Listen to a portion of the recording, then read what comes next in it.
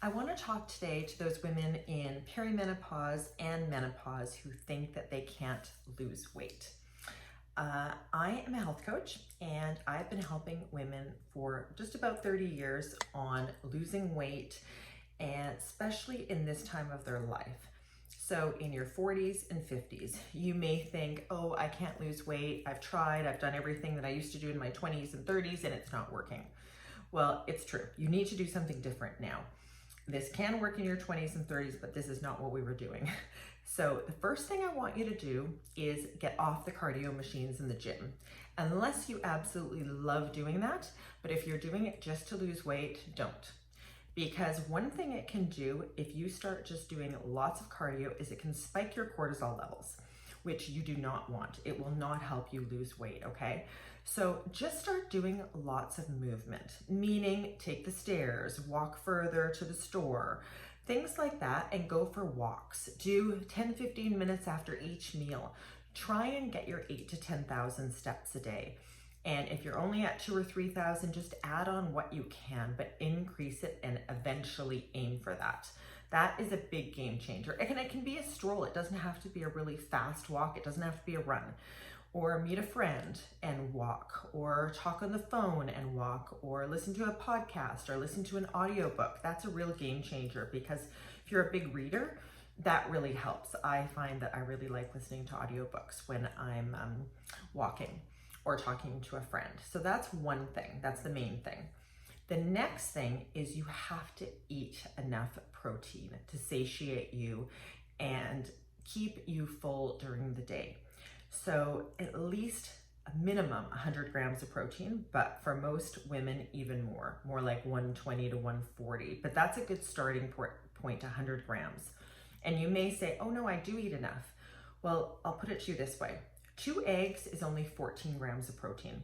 So if that's all you're having for breakfast, you have another at least 86 grams to get during the rest of the day, which most people do not get in 2 meals.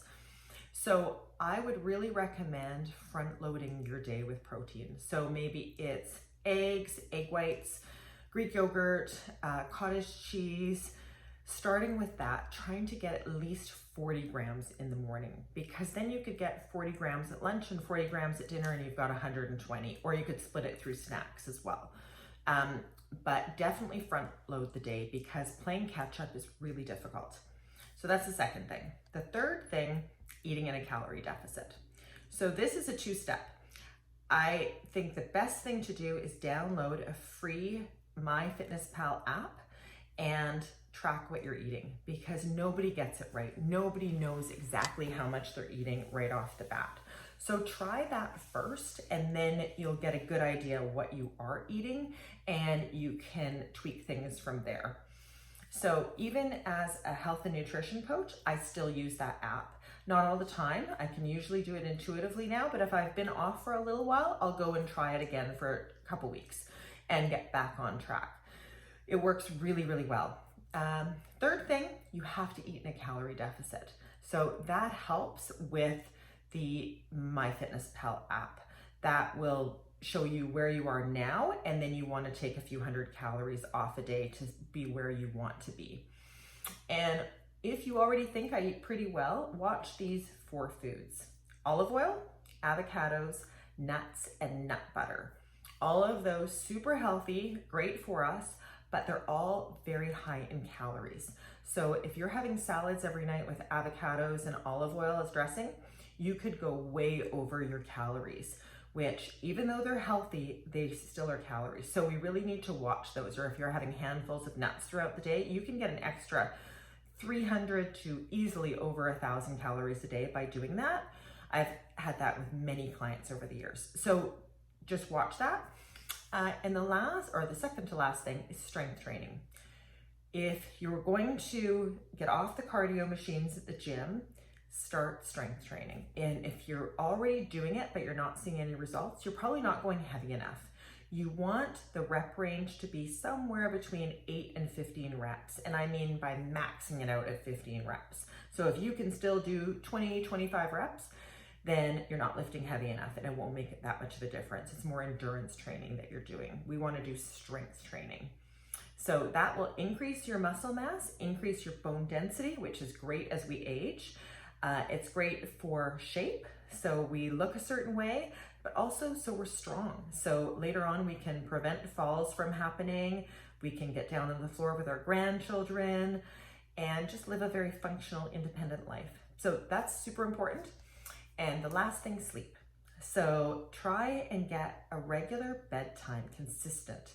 So say you want to be asleep by 10 o'clock, try and put an alarm on your iPhone for 9:30 and start your bedtime routine then. Turn off the screens, sleep in a cool, dark room, and lights out at 10 o'clock. And then you'll get more likely a consistent sleep if you know that that's what it is every night. And also I would recommend having a notepad by your bedside table and write down things that you may forget the next day. That, say you've got a to-do list or something that you don't want to forget, because sometimes we wake up in the middle of the night and we're like, oh no, we need to do that. And I don't want to forget, and that could wake you up. So write down that before you go to bed so that doesn't happen. So those 5 things can make a big difference in losing body fat in your 40s and 50s or at any age, but especially now. I'm 52. I feel the best I've ever felt, strongest. I still fit in clothes that I wore when I was in my 20s and 30s. And I have many clients that have done this over the years as well. So give it a try, but you have to be consistent. It can't just be Monday through Friday. This is a 7-day a week. It doesn't have to be perfect, but 80 to 90%, especially at the beginning of this journey, needs to be consistent. Good luck with it, and comment below if you've had any experience with this and how it's worked for you. I'd love to hear it.